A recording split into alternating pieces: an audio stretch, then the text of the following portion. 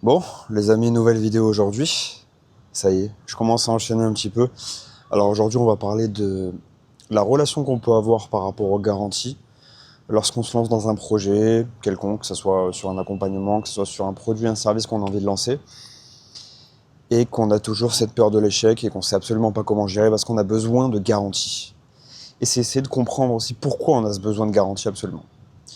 Et donc pour ça, j'ai balancé une petite question là tout à l'heure sur Twitter en demandant: est-ce que tu t'es déjà demandé pourquoi tu avais toujours le besoin de garantie avant d'agir? Ce à quoi une personne a répondu en citant le tweet: la peur de l'échec, je suis certain que si, quand on se lançait, peu importe le domaine, aussi petit soit-il, si on savait qu'on pouvait réussir dès le départ, beaucoup plus de gens agiraient comme si au final l'échec était une sorte de finalité. Voilà le propos de la personne. Alors c'est vrai, quand j'ai vu le propos de cette personne-là, effectivement, si on avait toutes les données en amont, on n'aurait pas de stress en vérité. Mais est-ce qu'on aurait aussi l'envie de se lancer dans des projets sachant qu'on connaît déjà la finalité? Si moi demain, pareil, tu me dis ok Sam, en fait à 40 ans, tu seras multimillionnaire, tu auras une femme, tu auras 4 enfants, tu vivras, euh, je ne sais pas, aux États-Unis, tes parents, ta mère vivra en France, tu seras marié et tu auras une boîte avec 20 employés, ceci, cela, et tout dans les moindres détails. Bon, ça aurait plus vraiment de sens. En fait, l'avantage de la visualisation, c'est que la visualisation, c'est quelque chose qu'on essaye de rendre concret par l'action, mais qu'on ne sait pas encore, qui ne s'est pas encore réellement matérialisé et qu'on doit matérialiser par nous-mêmes. Là, si je prends l'exemple de la personne, de ce qu'elle me dit ici, en fait, ça enlèverait tout le sens à la vie. Mais bon, l'idée, c'est pas de faire une réflexion philosophique là-dessus, absolument pas, mais c'est de se dire que on a souvent le besoin de garantie parce qu'on a des peurs. Et on a des peurs parce que bien souvent, on n'a pas confiance en soi. Et je peux en témoigner parce que je je pourrais compter, honnêtement, je pense plus de milliers ou de dizaines de milliers de fois depuis que je suis jeune où j'ai eu peur de situations, euh, où je me suis replié sur moi-même en me disant que j'arriverais absolument pas à passer outre. Pour tout un tas de choses différentes, que ça soit quand je jouais au foot, j'avais peur de me montrer devant les autres, j'avais peur de pas être bon, j'avais peur que mon entraîneur me gueule dessus et qu'il soit pas content qu'il me fasse pas jouer au prochain match, j'avais peur que mes parents soient pas contents de mes notes à l'école, j'avais peur de voyager, j'avais peur d'aller parler à une fille dans la rue, j'ai eu peur de créer un business au départ. Et en fait, tu te rends compte que des peurs, plus le temps passe, et tu passes tes 15 ans, 18 ans, c'est les périodes d'adolescence, etc. Et plus le temps passe, et plus tu te dis, mais en fait, j'aurai toujours des peurs. Mes peurs seront absolument toujours là. Elles seront toujours figées dans le marbre. En tant que peur, elles seront toujours là. Maintenant, est-ce que j'ai pas, moi, en tant qu'être humain, en tant qu'homme, la capacité de gérer et de faire en sorte que cette peur que je ressens, face à ces obstacles-là, est-ce que j'ai pas moi la capacité de faire en sorte de leur donner un sens différent à ces peurs? Est-ce que j'ai pas la capacité de les interpréter différemment? Et en fait, c'est des questions toutes bêtes que je me suis posées à la sortie de mon burn-out, parce que oui, j'ai fait un burn-out il y a maintenant 4-5 ans, donc ça a été une phase un peu compliquée dans ma vie, dont je parlerai sûrement sur ma chaîne YouTube. Et c'est vrai que dans cette période-là, j'étais donc chez moi, j'avais pas de distraction, j'avais pas envie de regarder la télé, j'étais faible, j'étais quand même assez dans une phase un peu de tristesse, de fatigue mentale, physique. Et j'avais besoin de me retrouver, et donc dans ces moments-là, j'ai pu réfléchir et essayer de comprendre aussi comment fonctionnait le cerveau. Donc je me suis énormément renseigné, que ce soit sur tout un tas de sujets différents. Je suis passé par la philosophie, je suis passé par les neurosciences, je suis passé par la nutrition, je suis passé par la confiance en soi, je suis passé par tout un tas de neuroscientifiques, tout un tas d'écrivains, de concepts, je suis passé par la métaphysique. Et je me suis rendu compte que bien souvent, en tout cas dans ma situation et de ce que je vois de mes clients aujourd'hui, c'est que on se fige par rapport à ce que notre cerveau interprète comme conséquence vis-à-vis de la peur. Parce qu'en réalité, tu dois monter un business, évidemment que ça fait peur, mais qu'est-ce qui fait peur?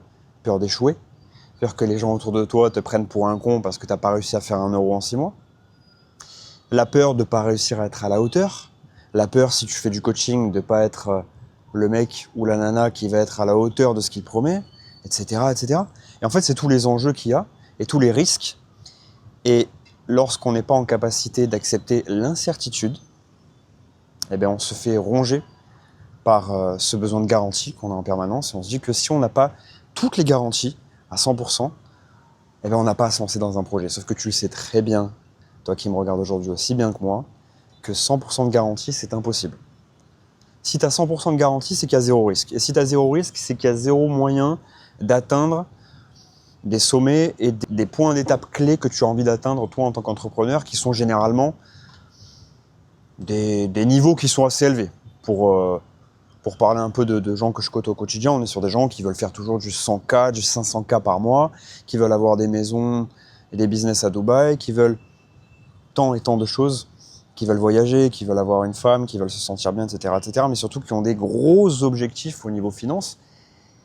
Et si tu prends pas de risque, malheureusement, tu n'y arriveras absolument pas. Et c'est là où la plupart des gens galèrent.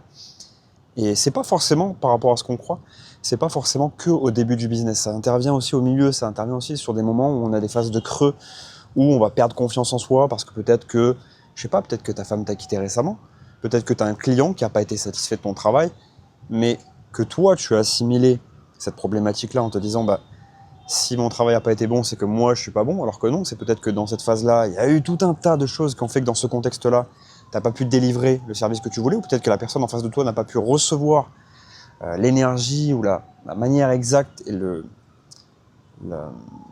résultat exact qu'elle devait obtenir, parce que peut-être qu'elle n'était pas dans une phase où elle était prête à recevoir ces informations-là. Il y a plein de choses qui rentrent en compte. Et ce que je veux dire par là, c'est qu'il n'y a rien qui est figé. Et donc tes peurs d'aujourd'hui seront peut-être tes peurs de demain. Néanmoins, ta capacité et la manière plutôt dont tu vas réagir à ces peurs-là, elle peut complètement changer. Et c'est absolument ça que tu dois comprendre aujourd'hui. C'est que c'est ta capacité à toi à interpréter les obstacles comme des grosses menaces ou comme des opportunités qui va faire en sorte que tu vas évoluer ou non dans tes périodes de creux. Et pour ça, bien évidemment, la confiance en soi, ça joue. Mais bien évidemment aussi, tu dois changer ton référentiel. Alors le référentiel, c'est quoi ?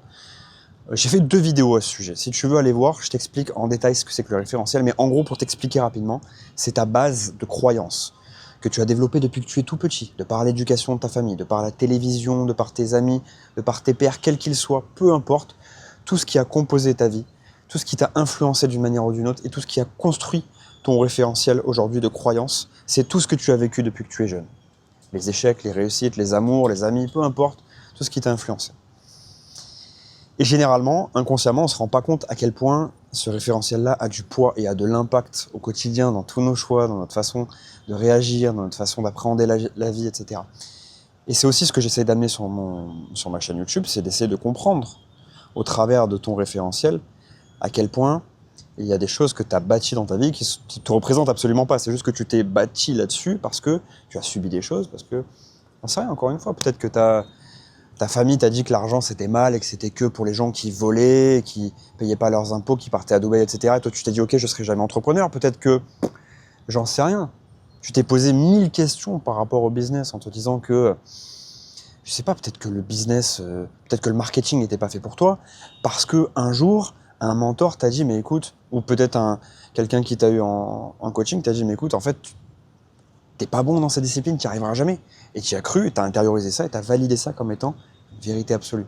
Et moi, ce que j'essaie de te faire comprendre, ce que je veux te faire comprendre au travers de ma chaîne, c'est que non, absolument rien n'est une vérité absolue. Tout ce qui est ancré, tout ce qui a été dicté par le passé et tout ce qui est écrit, entre guillemets écrit dans ton référentiel à toi interne de croyance, peut être mis à jour. Si tu as envie de le faire, si tu es en capacité de comprendre qu'il faut que tu prennes conscience par toi-même. Et qu'aujourd'hui, si tu veux changer ta vie, si tu veux agir avec les leviers qui sont en toi, en interne, eh bien il va falloir aller fouiller, il va falloir prendre le temps, il va falloir te faire accompagner. Et donc c'est pour ça aussi que je propose mes accompagnements. Et ici, si tu le sais pas, moi je suis au Vietnam en ce moment et donc je profite aussi de toute cette énergie que je peux avoir dans cet environnement pour faire un maximum de coaching et notamment des coachings physiques. J'en ai parlé récemment sur Twitter, j'ai fait un coaching avec un couple de Vietnamiens que j'ai accompagné que pendant 3 séances pour l'instant et qui a déjà réussi à imprimer du cash et à recevoir de l'argent d'investisseurs dont ils avaient besoin pour développer leur business de restauration physique et je suis hyper content de ça. Et donc c'est pour ça que j'ai envie d'accompagner les entrepreneurs aujourd'hui à devenir des êtres confiants, mais pas la confiance à laquelle tu crois toi, pas la confiance qui est liée au résultat. Moi j'ai envie de bâtir avec mes clients une confiance structurelle, Et pour ça, il faut aller chercher dans son référentiel. Donc voilà, écoute, ce que je te propose, alors déjà, si tu ne me connais pas, c'est peut-être bien que je me présente en fin de vidéo quand même. Moi, je m'appelle Sam. Et je coach tous les entrepreneurs qui ont perdu et qui ont détruit leur confiance en eux durant leur adolescence, leur début de vie adulte, quand ils étaient employés, quand ils étaient dans le business au départ et qu'ils n'ont pas su différencier leurs résultats ou le regard des autres ou ce qu'on pouvait penser d'eux par rapport à leur identité. Et on vient retravailler totalement une nouvelle identité au travers d'un nouveau référentiel de croyance. Et ça, c'est ce qui permet ensuite de développer une confiance en toi absolument indestructible pour que tu puisses attirer toutes les opportunités à toi. Mais tout ce que tu veux, les femmes, l'argent, tout ce que tu veux, tu peux l'attirer à partir du moment où tu as confiance en toi et que tu as modifié ton référentiel de croyance de manière à ce qu'il puisse servir ce que tu as au fond de toi. Le but, c'est que tu puisses t'aligner et que tu puisses aller enfin faire ce que tu as envie de faire, kiffer et travailler sans qu'on te dise ouais, mais mon gars, tu sais, si tu bosses pas 15 heures par jour, ça marchera pas. Si tu te mets pas la santé en second plan, ça marchera pas. Il faut que tu penses qu'à toi, il faut pas que tu dormes, etc., etc. Je suis le premier à dire qu'il y a des cycles, qu'il y a des moments où peut-être tu devras bosser 20 heures par jour, et peut-être des moments où il faudra ralentir et ne pas bosser du tout, et écrire, visualiser, marcher, peu importe. Mais c'est la combinaison des deux. Moi, ce que je cherche, c'est pas l'équilibre à 50% de chaque côté, pour moi, il n'existe pas. Mais c'est savoir gérer les cycles, savoir gérer les mouvements, être en capacité de les gérer parce qu'on a confiance en soi et qu'on sait que des moments de down, ou même des moments où on est au top, tout peut évoluer. Mais l'important, c'est qu'on fasse en sorte que chacun de nos mouvements puisse aller vers ok, maintenant j'ai envie de structurer ma vie, d'être confiant et de pouvoir développer des choses que je ne pensais pas être en capacité de développer auparavant. Et pour ça, il faut avoir confiance en soi. Pour avoir confiance en soi, il faut modifier son référentiel de croyance, il faut être en capacité de défocus, sortir un peu de soi, sortir un peu de son ego et de plein d'autres concepts dont on parlera ensemble et d'apprendre à se connaître véritablement. Ok ? Donc voilà, je me suis présenté rapidement. Si tu as envie de me laisser un petit commentaire par rapport à ce sujet-là, que tu as des questions par rapport au référentiel, par rapport aux garanties, que tu as envie d'en savoir un peu plus, écris-moi, ça pourra faire peut-être le sujet d'autres vidéos, et puis je te laisse un lien en commentaire, en bio de cette vidéo. Donc c'est un lien Calendly dans lequel tu pourras réserver un appel avec moi qui est totalement gratuit, t'inquiète pas, je te fais pas payer, c'est le premier appel, on discute tranquillement ensemble pendant une demi-heure, et on voit ensemble d'où vient ce besoin de garantie, d'où viennent tes peurs, et on essaie d'analyser déjà, de faire une première analyse pour que je puisse t'amener mon expertise sur ce sujet-là et que je puisse faire en sorte que tu aies un plan pour retrouver confiance en toi de manière structurelle, encore une fois, pour changer ton référentiel. Et ensuite, si on s'aperçoit, et toi et moi, qu'on est fait pour bosser ensemble et que ça peut le faire, on verra pour potentiellement faire un accompagnement ensemble. Mais ça, on en parlera un peu plus tard, mon ami. Je te dis à très bientôt. Et puis, d'ici là, prends soin de toi. N'oublie pas, santé mentale et le travail, on peut tout gérer en même temps. C'est toujours l'expérience au global, on n'a pas à choisir. On peut avoir des fluctuations, mais le tout, c'est de se connaître et c'est d'être en capacité de comprendre qu'on a chacun un référentiel depuis qu'on est jeune et qu'on est en capacité surtout de le modifier. Voilà mon ami.